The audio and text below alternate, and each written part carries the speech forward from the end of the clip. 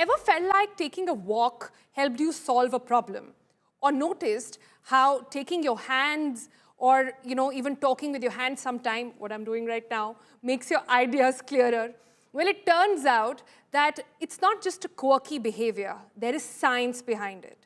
A new piece by psychologist Barbara Tverskaya actually highlights how our bodies are actually thinking right alongside our brains. From pacing to posture, what you do physically could be shaping how you think emotionally and intellectually. We take a closer look at this very fascinating world of embodied cognition. Here's a detailed report.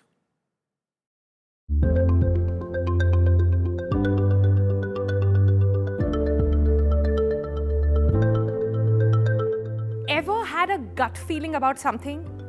Or found yourself pacing while trying to make a tough decision? Well, surprise, surprise, that pacing is not just anxiety. That's your body helping you think. That's right. According to the psychologist Barbara Tverskaya, the idea that thinking happens only in the brain is just outdated. In a recent piece in the IAI News, she argues that your body is just as involved in your thought process as your mind. Yes, that means that this meat suit that we are all walking in, there are brains, little signals, well, all over your body. Kind of. I'll tell you how.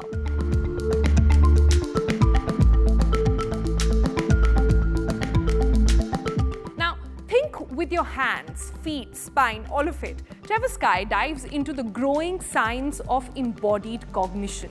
A fancy term, well, for something you probably do every day without realizing, using your body to think. Gesturing while you talk, you see what I did there? Well, helps you form clearer thoughts. Walking to clear your head, that's not just a mood booster, it's a legit cognitive tool. Your body isn't just following instructions from your brain, it's actively participating in the whole brainstorming session.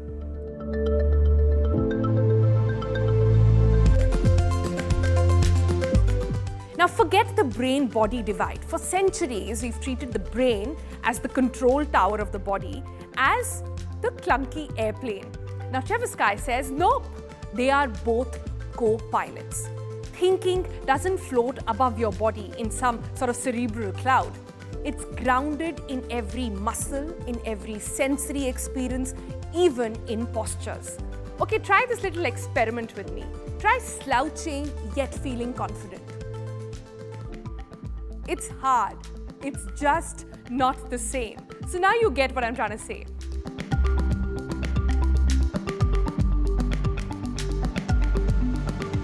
Therapies are catching up on this science. The mental health word is starting to catch the drift. Practices like somatic therapy, mindfulness, body-based trauma work are gaining grounds. Turns out that treating the mind and ignoring the body is just like fixing your car's software and leaving the engine on fire. So what's required is a bit of introspection. Your awareness of internal bodily signals. Think heartbeat, hunger, tight chest, breathing. All of this is becoming a hot topic.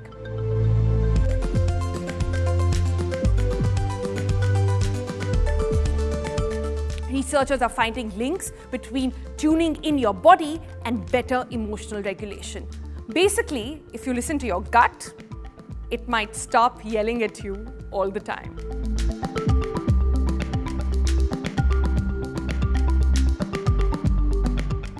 Bottom line here is, you are not just a brain taxi. So next time someone accuses you of thinking with your stomach or leading with your heart, thank them. They might be more right than you know.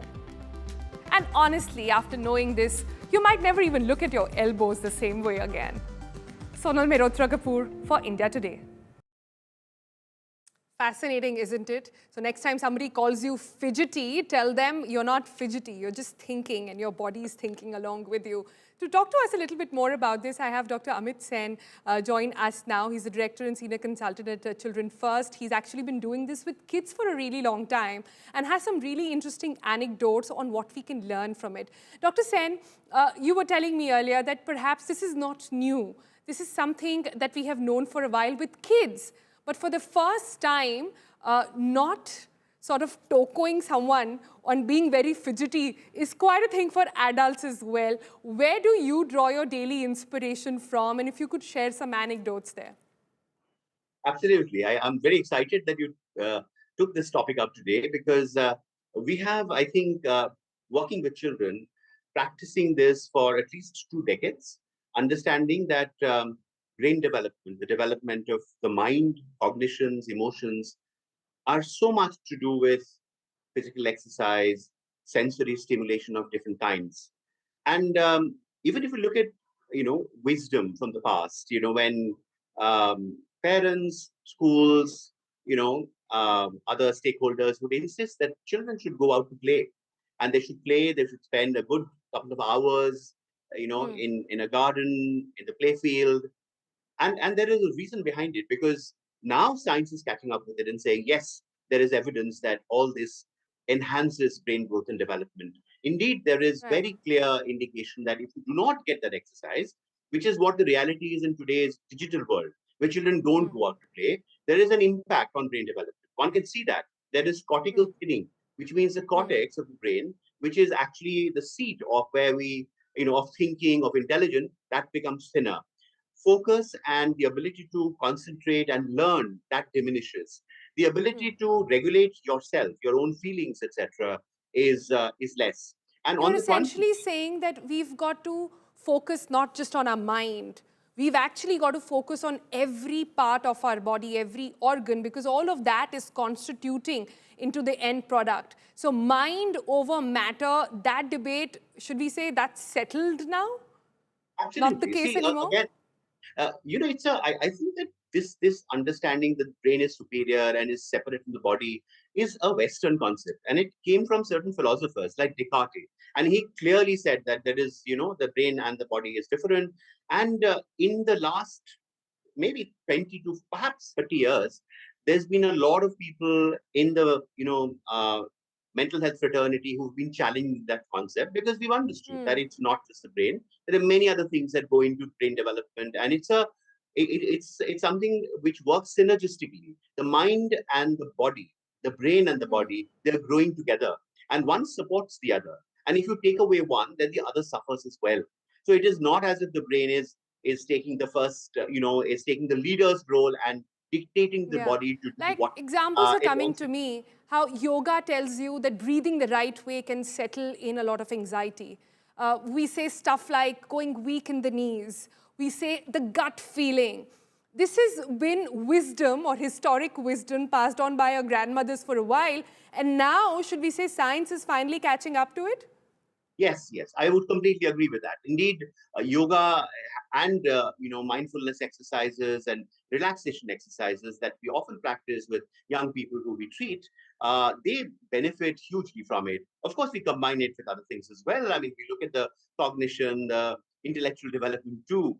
And however, if we neglect this one, this physical bit, then there is a price to pay for it, and that is what we have seen in today's world, which is also why in our therapies today, there are a lot of therapies which are very physical. For instance, occupational therapy, which is, full of movements, play, swinging, jumping, getting into a ball pool. And when we have kids get into such a space, we help them develop what are called fundamental skills. Again, skills to do with focus, sequential tasking, to think through a task, plan it, and be able to do it. All those things become much better.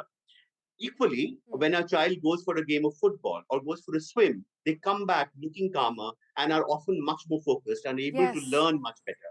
Yeah. Nowadays, Yeah. in many progressive schools, they allow kids to get up and walk around when the teacher is teaching.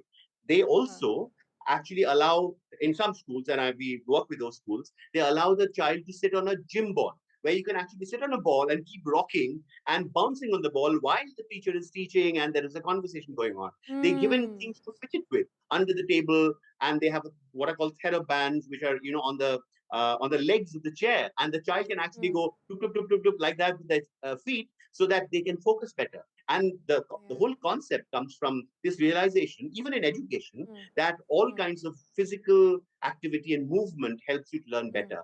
the multimodal ways of learning, where you're using all your senses, your hearing, your touch, your smell, all of that, as well as doing something.